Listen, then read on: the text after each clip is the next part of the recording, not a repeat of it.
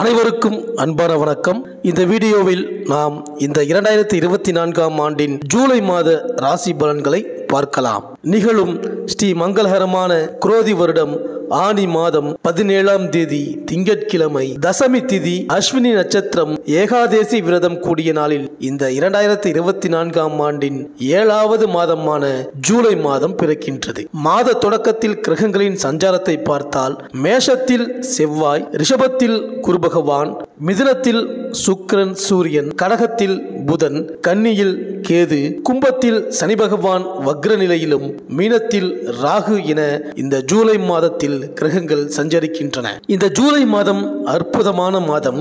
ஆனி மாதமும் ஆடியும் இணைந்த மாதம் இந்த ஜூலை மாதம். சூரியன் மிதுனம் மற்றும் கடகராசியில் பயணம் செய்வார். இந்த ஜூலை மாத தொடக்கத்தில் சனி பகவான் வக்ர நிலையில் தனது ஆட்சி வீடான கும்பராசியில் சஞ்சரிக்கின்றார். இதுவரை ஒவ்வொரு ராசிக்காரருக்கும் நடந்த பலன்கள் மாற்றமடையும். சனி எந்த திசையில் செல்கிறார், உங்கள் ராசிக்கு எத்தனையாவது இடத்தில் இருக்கின்றார் என்பதை வைத்து உங்களின் வாழ்க்கை மேலே போகப் போகின்றதா, கீழே விழப்போகின்றதா என்று இந்த ஜூலை மாத ராசி பலன்களை பார்க்கலாம். சனியின் மூலம் வாழ்ந்தவர்களும் உண்டு, வீழ்ந்தவர்களும் உண்டு. இந்த சனிதான் இப்பொழுது வக்ரமாக இருக்கின்றார். இந்த வக்ர பயிற்சி என்பது அவ்வப்போது சனி பகவான் முன்னும் பின்னும் நகர்ந்து பலன்களை மாற்றுவார். தற்போது கும்பத்தில் சனி பகவான் பின்னோக்கி சதய நட்சத்திரத்தில் செல்கின்றார். மேலும் ஜூலை 17ஆம் தேதி சுக்கிரன் கடகராசிக்கு பயிற்சியாகின்றார். ஜூலை 11ஆம் தேதி செவ்வாய் மேஷ ராசியிலிருந்து ரிஷப ராசிக்கு பயிற்சியாகின்றார். மேலும் ஜூலை 17ஆம் தேதி முதல் தமிழ் மாதமான ஆடி மாதம் பிறக்கின்றது. இந்த ஆடி மாதம் தட்சிணாயனம் ஆரம்பமாகும் மாதம். இந்த புண்ணிய காலகட்டங்களில் புனித நதிகளில் நீராடுவது மிகவும் விசேஷம். ஆடி மாதம் முழுவதும் கிராமப்புறத்தில் காவல் தெய்வமாக விளங்கும் மாரியம்மன், ஐயனாரப்பன், மதுரை வீரன், மாடசாமி, கருப்பண்ணசாமி போன்ற கிராம தேவதைகளுக்கு பூஜைகளும் விழாக்களும் நடைபெறும். ஆடி மாதத்தில் சிவனின் சக்தியை விட பார்வதியின் சக்தி அதிகமாக இருக்கும். தமிழ் மாதங்களில் ஆடி மாதத்தில் தான் அதிகபட்ச அளவிற்கு அம்மன் கோவில்களில் திருவிழா நடக்கின்றது. எனவே ஆடி மாதத்திற்கு அம்மன் பக்தர்களிடம் தனி மரியாதை உண்டு. ஆடி அமாவாசை என்று மறைந்த முன்னோர்களுக்கு பிதுர் கடமைகளை செய்தால் ஆண்டு முழுவதும் பித்ருகளுக்கு, அதாவது நம் முன்னோர்களுக்கு கடன் கொடுத்த பலன் கிடைக்கும். இந்த கிரகங்களின் சஞ்சாரம் மற்றும் மாற்றம் மற்றும் இந்த சனி பகவானின் வக்ர நிலை காரணமாக இந்த ஜூலை மாதம் உங்கள் ராசிக்கு என்னென்ன பலன்கள் கிடைக்கப் போகின்றது, நீங்கள் செய்ய வேண்டிய பரிகாரங்கள் என்ன என்று இந்த வீடியோவில் பார்க்கலாம். சுக்கிரனை ராசி அதிபதியாக கொண்ட துலாம் ராசி அன்பர்களே, இந்த 2024ஆம் ஆண்டின் ஜூலை மாத கிரக நிலைகளை ஆராய்ந்து பார்க்கும் பொழுது மாத தொடக்கத்தில் கும்பராசியில் சனி பகவான் வக்ரம் பெறுகின்றார். பூர்வ புண்ணியஸ்தாதிபதி சனி வக்ரம் பெறுவது அவ்வளவு நல்லதல்ல. குறிப்பாக பிள்ளைகள் வழியே சில பிரச்சனைகள் வந்து அலைமோதும். தொழிலில் திடீரென தொய்வு ஏற்படும். மன உறுதி குறையும். உணர்ச்சி வசப்பட்டு உறவினர்களை பகைத்துக் கொள்வீர்கள்.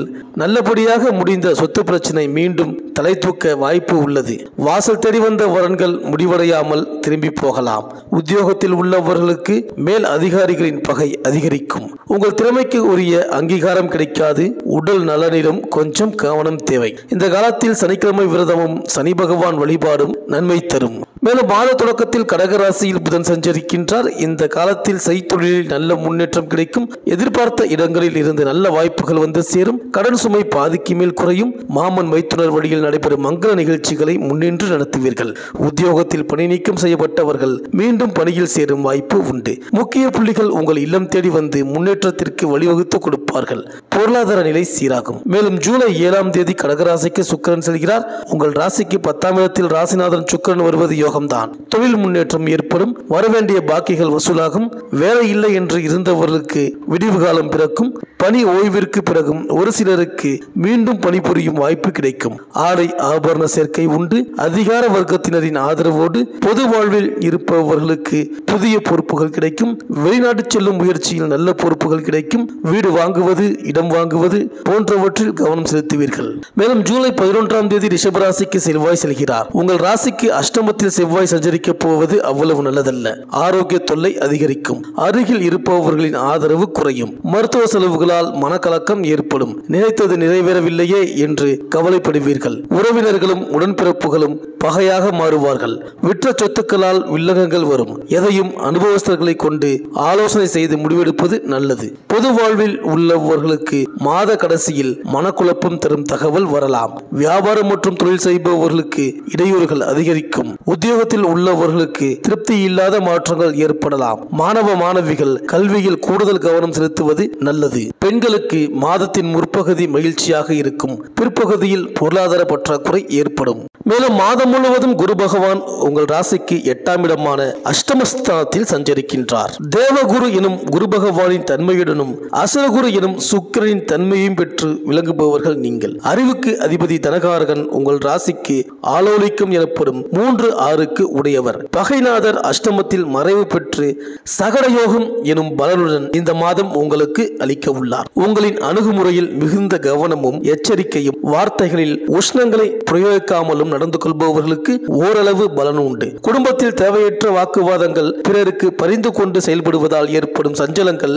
நிகழ அதிக வாய்ப்பு உண்டு. சகோதர ஒற்றுமை குறைவு ஏற்படும். வம்பு வழக்குகள் உண்டாகும் தருணம். சுகஸ்தானம், மாத்ருஸ்தானம், வித்யாஸ்தானம், வண்டி வாகனம், வீடு மனை போன்ற கேந்திர பாவத்தை குருவின் விசேஷ பார்வை பதிவதால் இவைகளில் சில தடைகளும் தாமதங்களும் பிறகு முன்னேற்ற பாதையை காட்டும் விதமாக அமையும். தாயாரின் ஆரோக்கியத்தில் கவனம் செலுத்த தவறாதீர்கள். தைரியம், பேச்சு வல்லமை, சுக யோகாதிபதி பகைத்தன்மையுடன் மறைவு பெறுவதால் ஆடம்பரங்களுக்கு முக்கியத்துவம் கொடுப்பதை கட்டுப்படுத்திக் கொண்டால் நலம். ஷேர் மார்க்கெட்டிங்கில் ஏமாற்றம் ஏற்படலாம். தந்தை வழி உறவு மூலம் கிடைக்க வேண்டியவைகள் அனைத்தும் மிகவும் காலதாமதமாக கிடைக்கும். ருணரோக சத்ருபாவத்தில் பூர்வ புண்ணியத்திலும் பாப கிரகங்களின் ஆதிக்கம் தொடர்வதால் உடல் ஆரோக்கியத்தில் கூடுதல் கவனம் தேவை. உணவு முறையிலும் போதைப் பொருள் உபயோகிப்பதிலும் கட்டுப்பாடுகள் கொண்டு செயல்பட வேண்டும். வம்பு வழக்குகள், கோர்ட் கேஸ் இருப்பவர்களுக்கு தீர்ப்பு தள்ளிப்போக வாய்ப்பு உண்டு. கணவன் மனைவி இடையே சில சஞ்சலங்களை தவிர்க்க வேண்டும். விட்டு கொடுத்தார் கெட்டு போவதில்லை என்ற தாரக மந்திரத்தில் நினைவில் கொண்டு குடும்ப கௌரவத்தை பேணி காப்பதில் கவனம் செலுத்தினால் நல்ல பலன் உண்டு.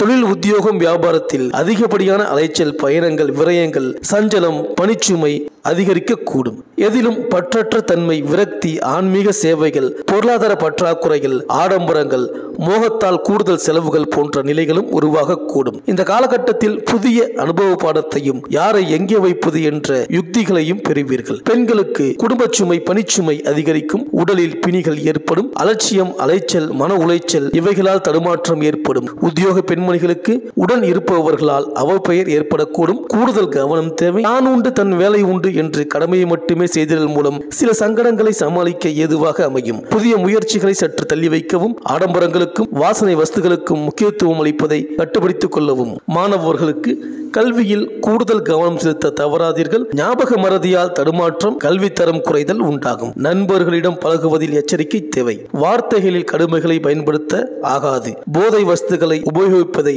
முற்றிலும் கைவிடுதல் அவசியம். அரசியல்வாதிகளுக்கு இதுவரையில் பாடுபட்டு உழைப்பதற்கு சோதனைகளை தரும் விதமாக உடன் இருப்பவர்களால் வஞ்சிக்கப்படலாம். எதிலும் கூடுதல் கவனம் தேவை. கட்சி மாறுவதால் யாதொரு பலனும் ஏற்படலாகாது. இந்த துலாம் ராசி அன்பர்கள் வியாழக்கிழமை தோறும் தட்சிணாமூர்த்தி வழிபாடு உங்களுக்கு நலம் தரும். இந்த வீடியோ உங்களுக்கு பிடிச்சிருந்தா லைக் பண்ணுங்க, உங்க ஃப்ரெண்ட்ஸ்களுக்கு ஷேர் பண்ணுங்க. நம்ம சேனலை தொடர்ந்து பார்க்க மறக்காம சப்ஸ்கிரைப் பண்ணுங்க. பக்கத்தில் இருக்கிற பெல் ஐக்கானை கிளிக் பண்ணிக்கிங்க. மீண்டும் அடுத்த வீடியோவில் சந்திப்போம். நன்றி, வணக்கம்.